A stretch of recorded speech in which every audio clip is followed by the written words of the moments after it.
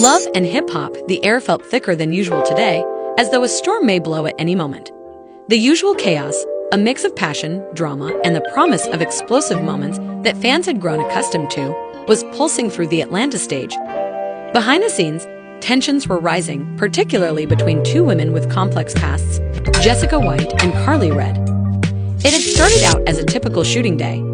The crew had gathered, the cameras were rolling, and the ensemble was preparing for another round of dramatic confrontations. Jessica White, the fiery, unrepentant newcomer, had come in with her usual attitude, intent on dominating the space. She had no time for pretenses, no patience for fake smiles, and certainly no tolerance for anyone who tried to undermine her.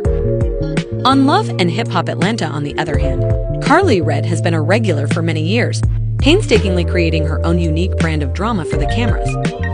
She had a reputation for inciting conflict and winning games with calculated moves. But for some reason, her strategy felt different today. Beyond the usual backhanded comments or teasing, her statements had a harshness and a sharper edge that made Jessica's patience wear thin. The two women had met before. The tension felt different, even though they were still in love. Jessica wasn't here to be courteous, and Karlie Redd wasn't going to let anybody else take her place. It was clear that a confrontation was imminent as soon as their gazes locked. The scene began innocently enough. The women's voices could hardly be heard over the background discussion of the crew as the cameras rolled. It started off as a verbal sparring match, with taunts and barely disguised jabs thrown in between. Karlie Redd, ever the provocateur, threw a few low punches, concentrating on Jessica's past, questioning why she was on the show, and implying that she wasn't being sincere. Jessica White wasn't biting, though. She remained calm, but there was a fire in her eyes, something simmering beneath the surface. "You are only furious because you know I am a danger," Jessica White stated in a steady yet venomous tone. "I don't have to play these games the same way you do, Karlie Redd. I don't have to pretend to be someone I'm not in order to be relevant." Karlie Redd smiled, clearly enjoying the lift Jessica was giving her. But as she spoke, something inside Jessica exploded. Her regular insults weren't the only thing wearing her down. She also thought Karlie Redd was trying to reduce her and turn her into a mere pawn in a game she didn't want to play. Karlie Redd shot out in a patronizing tone, "I do not need you to lecture me about relevancy. My dear, you are not even close to my level. You never will be." The throng that had assembled to see the altercation started to whisper. Everyone understood where this was going, and it was obvious that things were becoming worse very rapidly. It was a tense environment, like the quiet before a storm, and the crew members hung about, not knowing if they should intervene or ignore it. The comments and condescending tone were too much for Jessica White, who had reached her breaking point. She then flung her palm across Karlie Redd's face, slapping him with a loud, piercing snap. The sound of the slap lingered in the air like an electric charge, and for a while the room was silent. Karlie Redd's eyes widened in surprise as her head jerked to the side. There was silence for a moment. Then there was anarchy. The two women refused to back down as the crew rushed to separate them. Jessica White gazed at Karlie Redd, daring her to say something else. Her fists tightened as her chest heaved with rage. After initially being surprised, Karlie Redd recovered swiftly and ran toward Jessica White, her face flushed with rage. "You have some nerve." As she strained to escape the hold of the security crew that had hurried in to help, Karlie Redd shouted, her voice increasing. With heavy breathing and her gaze fixed on Karlie Redd, Jessica White refused to back down. She said, "You should have known better than to come for me like that. I am not the one." With a mixture of shock and delight on their faces, the remaining members of the cast and crew observed from the sidelines. It was an explosion, a struggle for control that would be remembered long after the cameras had stopped. This was not simply another verbal confrontation. The competition between Jessica White and Karlie Redd had obviously reached a boiling point, and the slap served as the impetus for something more profound and intimate. In an attempt to diffuse the tension, the producers promptly called a break, but the damage was already done.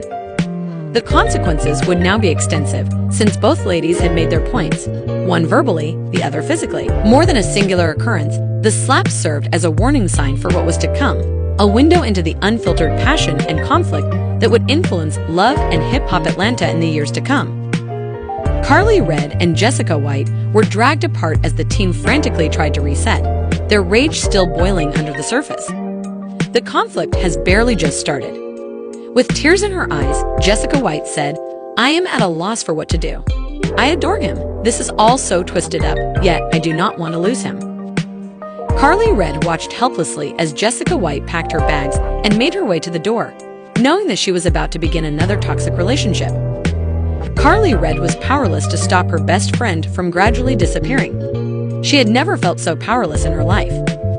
As the door shut behind Jessica White, Karlie Redd stood with her hands clenched in anger.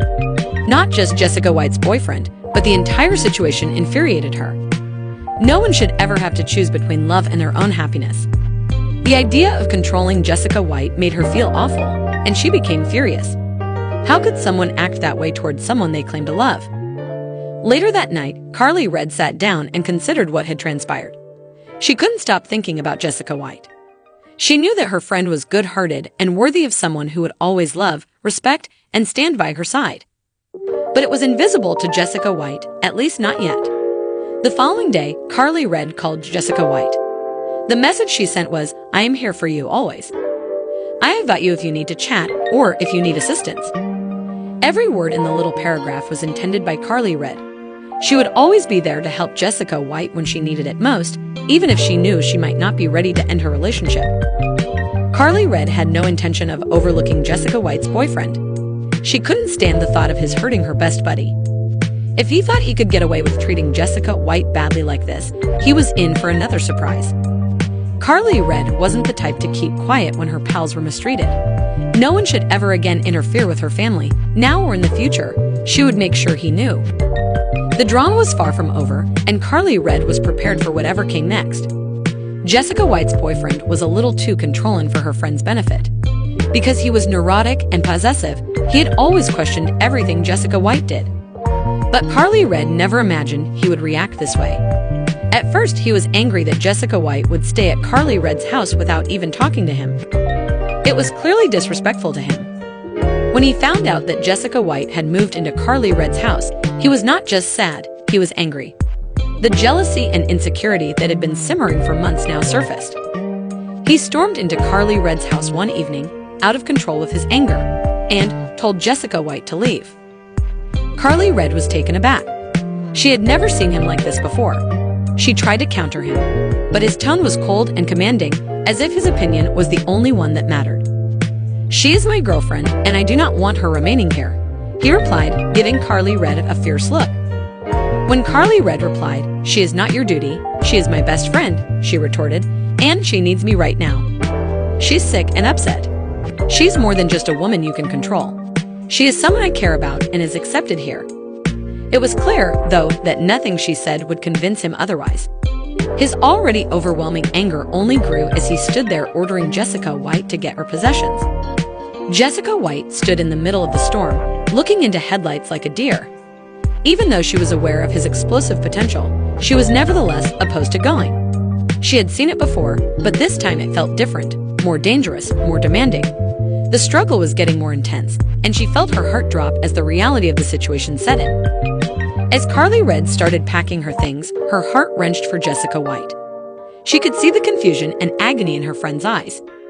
Jessica White's hands trembled as she packed, not knowing what to do or where to go next. The love of her life told her as he stood there that she could not even stay with her best friend.